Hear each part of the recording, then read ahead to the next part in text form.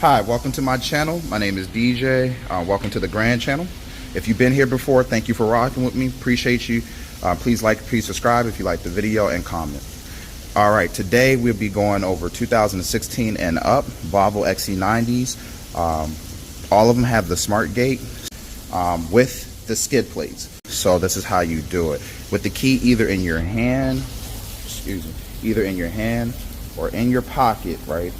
You want to and this is so since I have the skid plate, the location for the kick sensor is here. It's between here and about right here. All right, and it's just simply like a swipe and swipe back, just like that. All right, one more time.